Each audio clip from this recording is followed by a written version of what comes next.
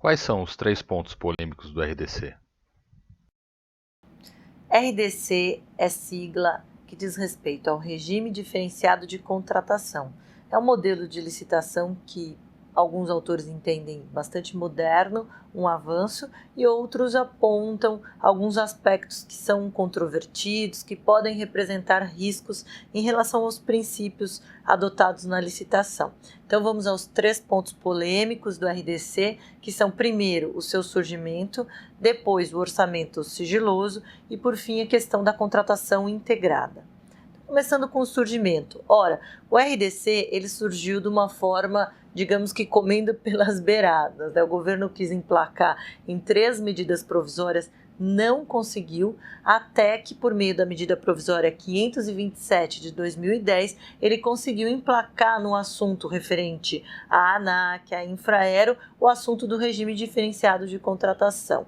Depois, essa medida provisória foi convertida na Lei 12.462 de 2011. Então vamos lá. Bom, primeiro aspecto, para que ele é empregado? Ora, inicialmente, a medida provisória se voltava à questão da relevância e urgência. E qual era a alegação do governo? Os jogos todos, a Copa do Mundo, depois as Olimpíadas, que se aproximavam. E o governo tinha que terminar, os diversos governos, as suas obras que haviam iniciado. Esse aspecto também é bem controvertido, à medida em que o governo já sabia há anos que iria sediar a Copa do Mundo e as Olimpíadas. E houve, de repente, um estabelecimento de um regime ad hoc por meio de medida provisória para regulamentar as obras referentes aos Jogos Olímpicos, para adaptar aos parâmetros internacionais estabelecidos pelas organizações, e também os aeroportos a 350 quilômetros das sedes desses eventos esportivos. Então esse primeiro aspecto já é bem controvertido, mas o governo foi, na medida do possível, ampliando posteriormente para outros assuntos. Então foi para a obra do PAC, foi para a obra do SUS, foi para uma série de outros assuntos que nada tinha a ver com os jogos que inicialmente legitimavam essa relevância e essa urgência. Até que houve uma medida provisória que pegou carona num outro assunto que dizia respeito às obras de mobilidade urbana e que o próprio Supremo suspendeu essa possibilidade de adoção indiscriminada do RDC. O segundo aspecto controvertido é o aspecto no tocante ao orçamento sigiloso. O RDC faculta, no seu artigo 6º da lei, parágrafo 3º, a adoção de um orçamento sigiloso. Ora, no momento da divulgação do instrumento convocatório, que é o edital da licitação, não será divulgado o orçamento ou uma estimativa de custos em relação àquela obra, em relação àquele serviço que será ofertado do ponto de vista do RDC. Então, veja, a ideia é evitar cartelização. Cartelização seria o ajuste das empresas no tocante a preços que elas de antemão já conhecem. Mas o que se diz dessa questão, dessa problemática?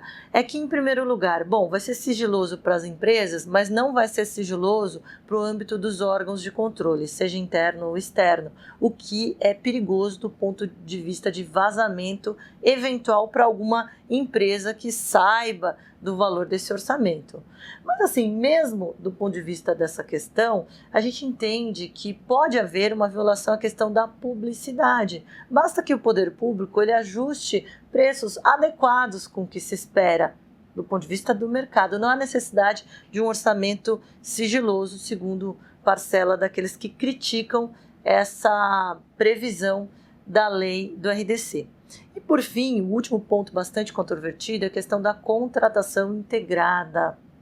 Até se diz que é um modelo inspirado nas experiências internacionais, que são do EPC, Engineer Procurement Construction Contract, que seria o quê? Um modelo turnkey, ou seja, você já implementa a construção da obra e apresenta ela já preenchida em todas as etapas e em pleno funcionamento. Daí porque há essa ideia de turnkey, ou seja, você vira a chave no sentido de já ter uma obra pronta, o que é muito bom, muito avançado, até diz respeito à contratação integrada com aquela possibilidade que é prevista no RDC de você pagar em função da performance, o que é bastante moderno. Mas qual que é o ponto controvertido do ponto de vista da contratação integrada. É a possibilidade que a empresa tem de elaborar o projeto básico da licitação, o que de certa forma retira a parcela de controle do poder público e vai permitir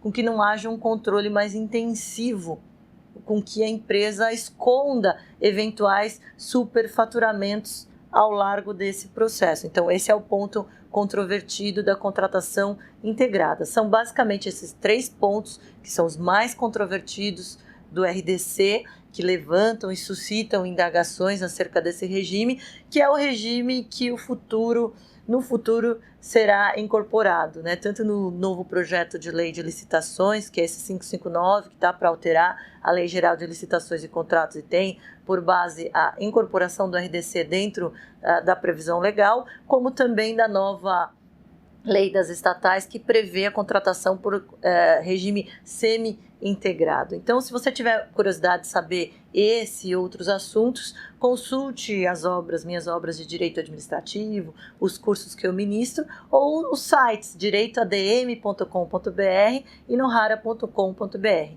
E nos vemos no próximo vídeo. Um grande abraço para você.